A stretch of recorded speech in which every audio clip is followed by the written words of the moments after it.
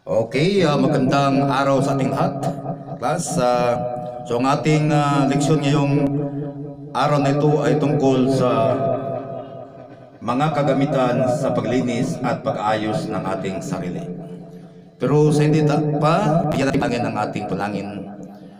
O Diyos na makapangyarihan, maraming salamat na nakapunta kami dito sa studio na sa panggitan niyang tulong, Lord God. Gabayan niyo kami sa aming pagtuturo, Lord God, lalo na mga tago-sababay sa video ito sa pagtuturo, at lalo na sa ating observer na si Master Teacher Maribel Divino Ungki, Lord God. Gabayan mo siya. Okay, maraming salamat, Lord God, sa lahat-lahat. At gabayan niyo ako sa aking pagtuturo nga si Mr. Terso Remulyo, Lord God. Maraming salamat. Okay, pagpatuloy natin, class. So, ulitin natin paksang aralin o leksyon, mga kagamitan sa paglinis at pag-ayos sa ating sarili. Okay, pero sa hindi pa bigyan natin pansin din ang ating mga layunin. Ang layunin dito ay nasasabi ang mga kagamitan sa paglinis at pag-ayos ng sarili. Sunod na ipakikita ang wastong paraan ng mga ito. Okay. So, dito sa ating pagbalik-aral, sa balik-aral sa nakaraang aralin class, so mayroon itong tanong. Ano ba ang ating tungkulin sa ating sarili? So yan ang tanong. So, maraming magsagot sa ating review. So, isa nito ang panliligo araw-araw. Yun ang isa sa mga tungkulin sa ating sarili. Sunod, pagkain ng balanced diet. Sunod, pagkain ng berdeng dahon na gulay at sariwang prutas. Then sunod, pag-iwas sa pagkain ng junk foods at pag-inom ng soft drinks at iba pang pagkain may maraming sangkap na kimikal. So yan ang kalimitang review class. Okay. Okay, sa bahagi ng layunin ng aralin, ano-ano ang paghanda sa sarili ang ginagawa niyo bago pumasok at ano-anong kagamitan ginagamit niyo sa paghanda sa inyong sarili, class. Okay, yan ang tanong. So, sa ating pag-integrate sa Pilipino, so yan ang mga pangusap na hindi ng pasalasay. Yan ang pangusap, class, na natawag nating pangusap na patanong. Ulitin natin ang tanong. Ano-ano ang paghanda sa sarili ang ginagawa niyo bago pumasok at ano-anong kagamitan ginagamit niyo paghanda sa inyong sarili? Okay, number one na tanong ay sa ating paggawa, kailangan maligo tayo araw-araw. Okay, maligo tayo. Sunod, kumakain tayo ng agahan o kumakain tayo ng balanced diet. Sunod, kumakain tayo ng berdeng mga gulay at saka berdeng prutas. Okay. Sunod naman ay pag-iwas sa mga pagkain ng junk foods at pag-inom ng sangkap na kimikal. So yun ang pinaka-importante, class. Sunod, pagsipilyo ng ngipin pagkatapos kumain. Then, ano pa? Pagtulog ng 8 hanggang 10 oras sa loob ng isang linggo. At sunod, paglalaan ng sapat na oras sa paglaro o pag-ehersisyo. So yan ang ating dapat ginampanan kung tayo ay magiging malinis ang ating kalooban. Then, so, sunod, ano-anong ginagamit nyo sa paghanda sa inyong sarili? So, sa pagkatapos ng kumain, so, kailangan gumamit tayo ng toothbrush, no? Kailangan mag-brush tayo sa ating ngipin. Then, sunod, ang kagamitan natin ay yung sa ating pagligo, gumamit din tayo ng sabon. Okay. Then, sabon, may mga tuwalya. So yan ang pinaka importante kagamitan sa paghanda sa ating sarili. Then magsuot din tayo ng mga damit na isa sa ating mga suot natin, kailangan malinis naman ang damit. Okay. Sunod. Okay, paugnay ng mga halimbawa sa bagong araling class. Mapakita ng chart tungkol sa kahandaan ng katawan bago pumasok.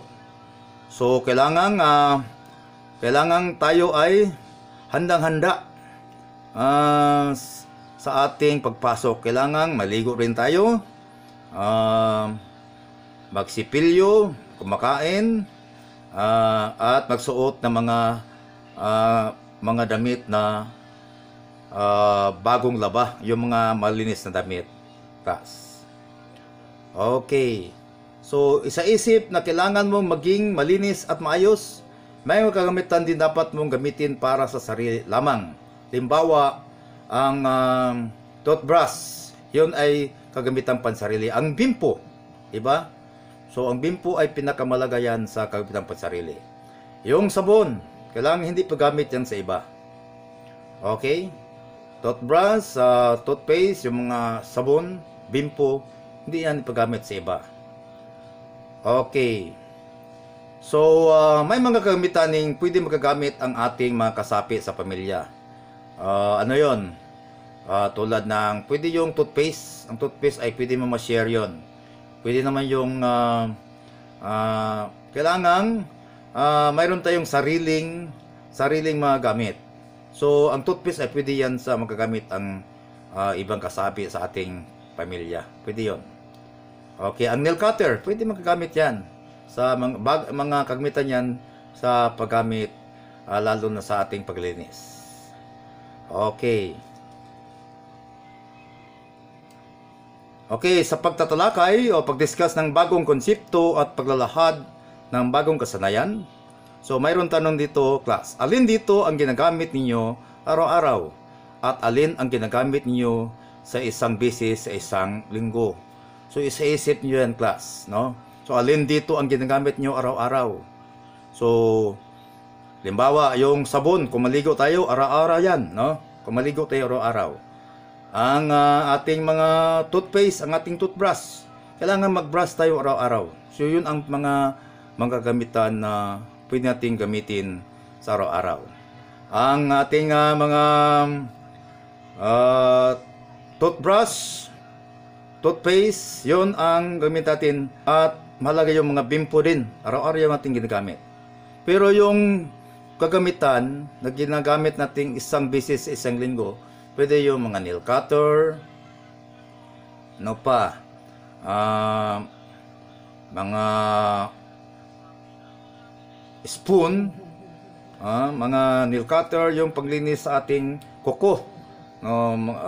Suklay ay pwede naman araw-araw yung suklay. Yung nail cutter ay isang linggo lang yun. Hindi kayo mag nail cutter araw-araw baka mapudpud ang lahat yung kuko. Okay. Okay, dito class, makita natin ang mga iba't ibang kagamitan. So, alin dito ang gamitin natin sa araw-araw? Mayroon dito ang sabon. Ang sabon ba ay gamitin araw-araw? So, talagang tama ang inyong sa iisip yan. So, araw-araw gumagamit din ng sabon. Yan ang pinakamalaga, no? Ang sabon, mga kabataan.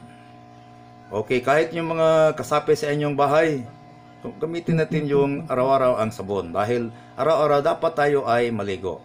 Ang sabon ay pang pabango sa ating katawan. Kung wala tayong sabon, walang silbi ang ating pagkaligo.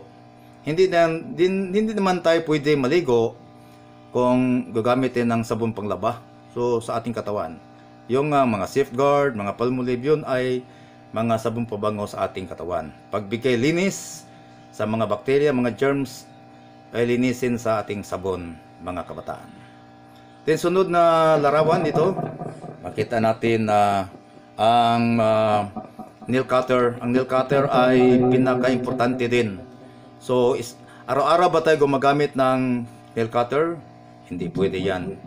Gumagamit lang tayo sa loob ng isang linggo. Kaya tumaas naman ang ating kuko. So putuloy natin yan. So ang nail cutter ay ginagamit natin yan. Okay, sunod. Mayroong larawan dito. Ang larawan dito, ano ba ito, class? So makita natin ang bimpo. So ang bimpo ba ginagamit natin araw-araw? Of course, gamitin natin araw-araw yan. Dahil pinapawisan tayo, mabaho ang ating mga pawis, so punasan natin sa bimpo. Or pagkatapos natin maligo, pwedeng gamitin ang bimpo sa ating muka, sa ating katawan. Pwede ipampunas yan. So kapag madumi naman ating bimpo, class, kailangan naman nating labhan. So yan ang pag-unay sa ating paglinis sa ating mga kagamitan. Labhan naman natin. Okay, so ginagamit ba ito sa araw-araw? Ang iyong sagot ay dapat opo. Opo, sir. No? Then, hindi yan gamitin sa isang linggo, isang bisis, isang linggo. Dahil palaging basa tayo sa ating mapawis. Kung maligo tayo, basa ang ating katawan, pang punas yan. Okay, nanawaan niyo, class. Okay, sunod ang toothpaste. Gamitin ba natin toothpaste araw-araw? Talagang araw-araw yan dahil mag-toothbrush tayo. So ang toothpaste ay mapapabango sa ating ngipin, sa ating bibig, magpawala sa mga bakterya sa ating ngipin ang toothpaste. Mapabango din. Maraming lumalapit nating kaibigan kapag mabango ating mga hininga dahil sa toothpaste na ating ginagamit. Then sa ngipin, hindi mabulok ating ngipin dahil sa toothpaste na ito ay nabigay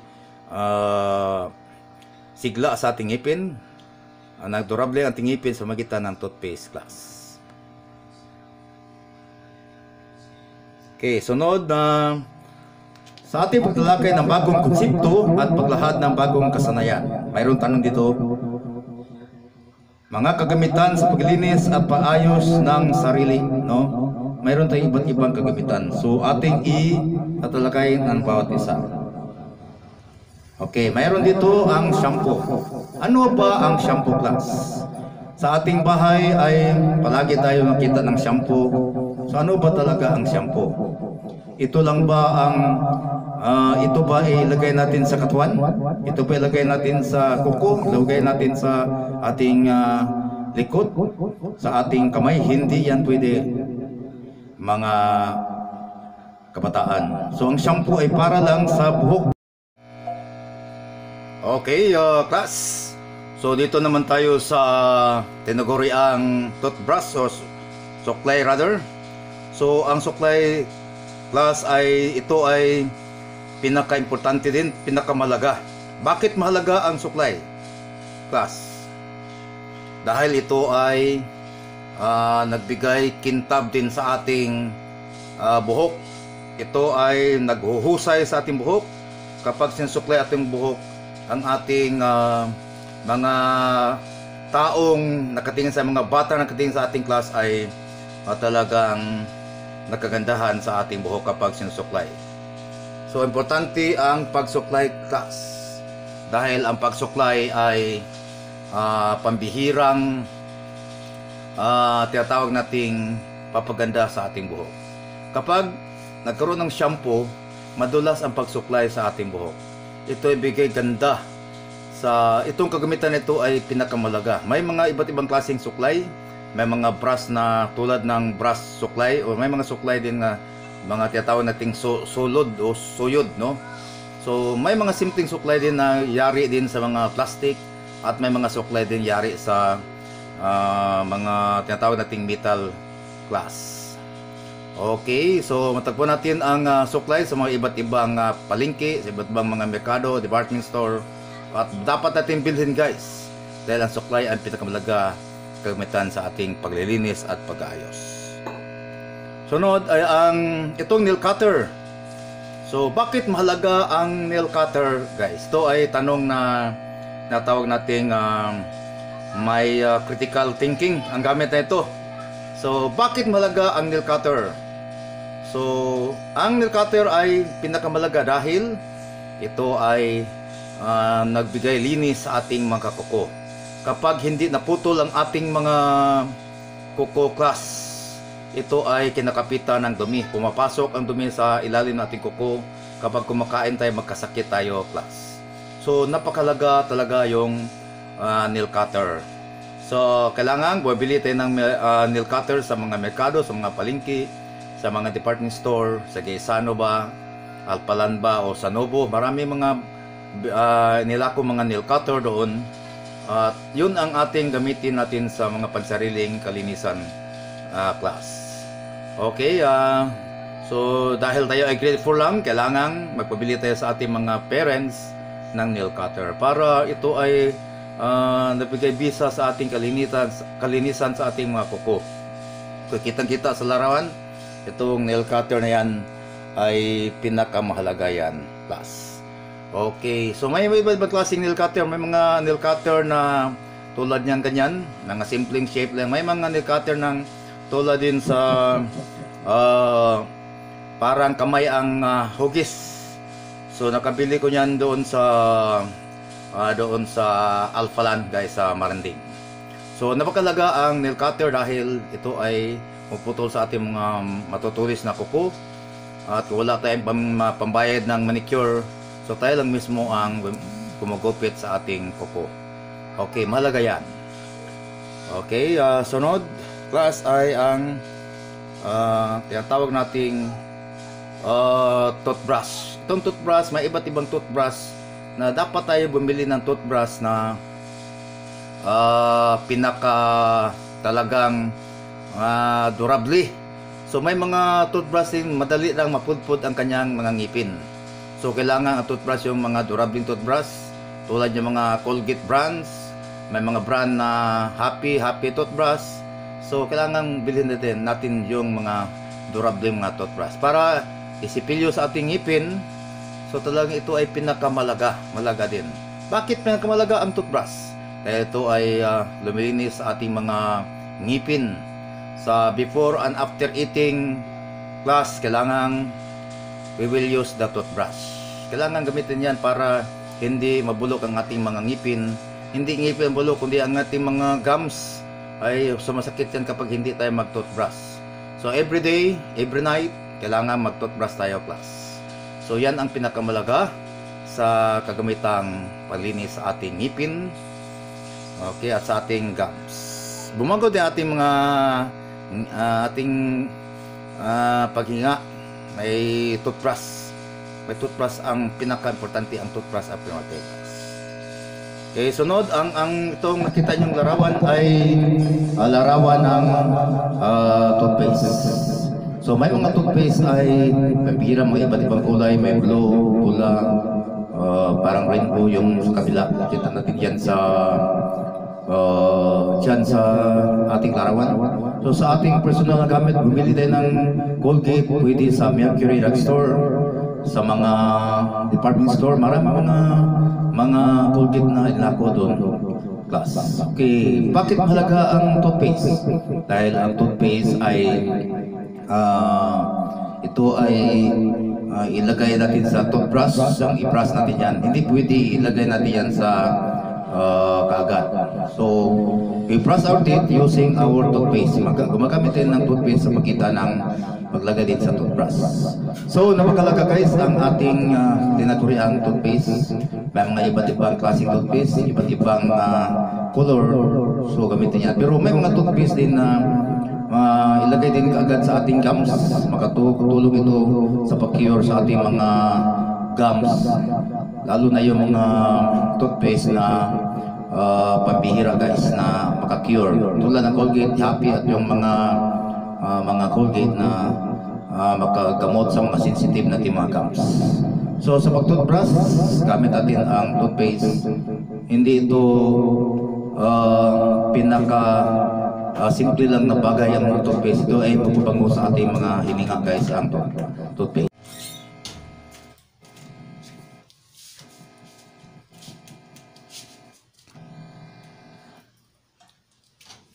Okay.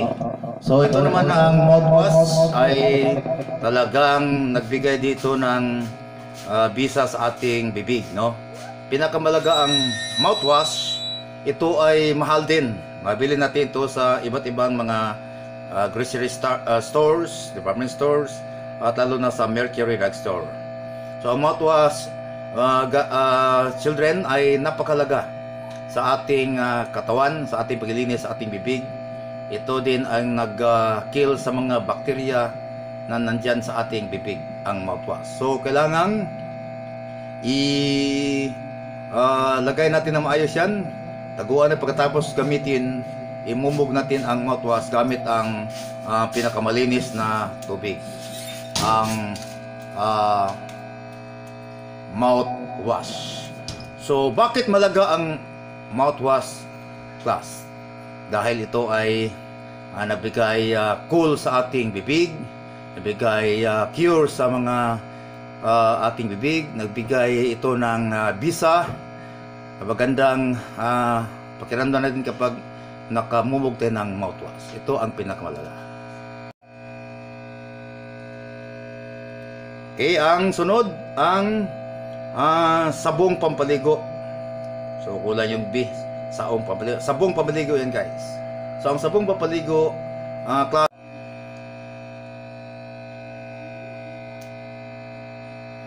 okay.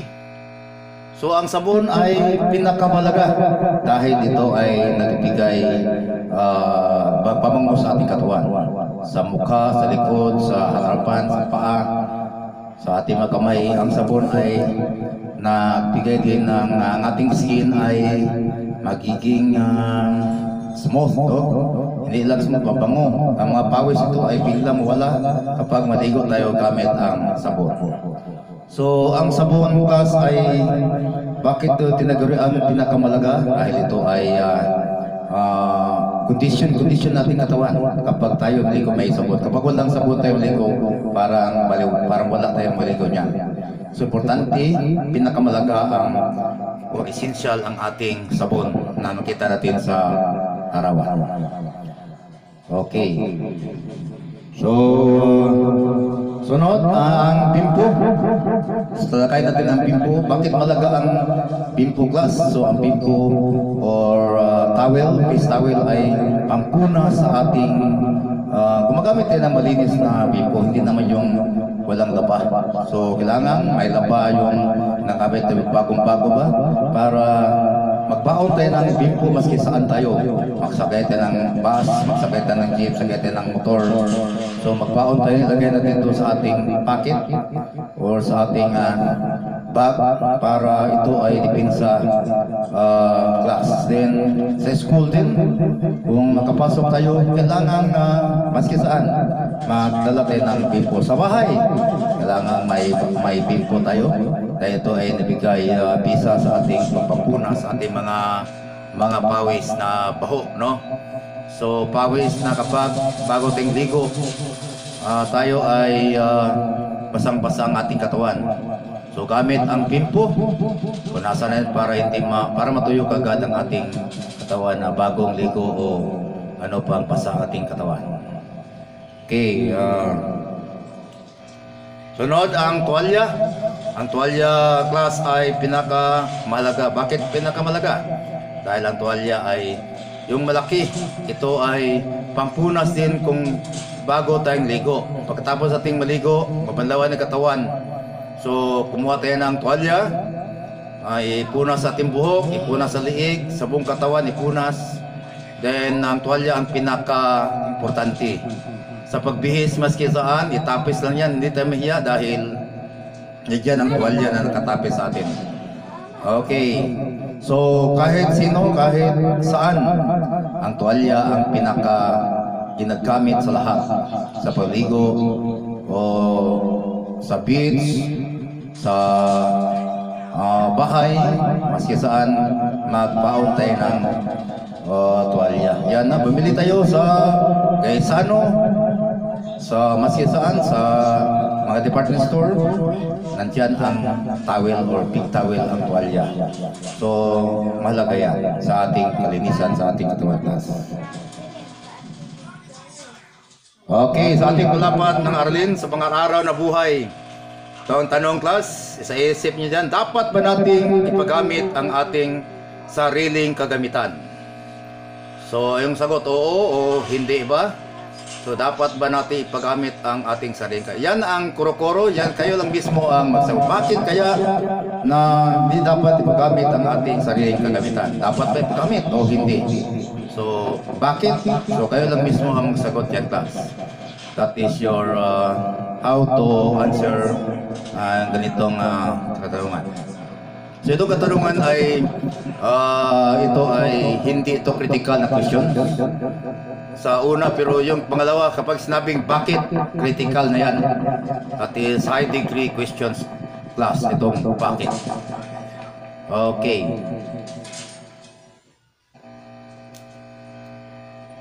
Okay, sa ating pagtataya, sa ating evaluasyon, ang panoto nito, hanapin sa Hanay B ang description ng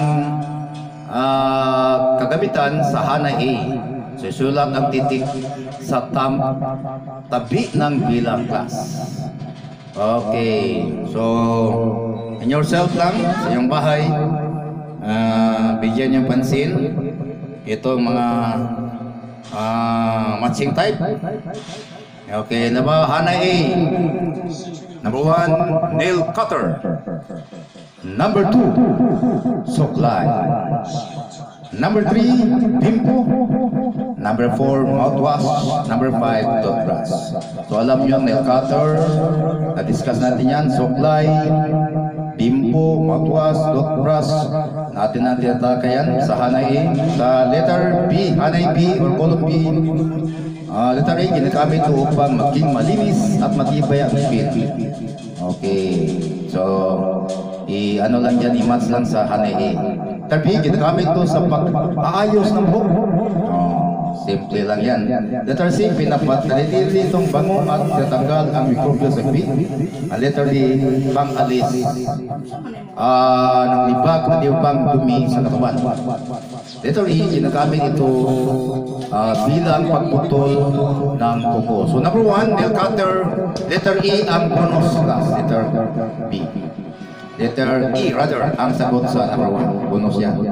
So in yourself lang, sa inyong bahay, magsagot yan. Okay, sa ating assignment, takda, gumapit ng mga larawan na inyong pansariling kagamitan.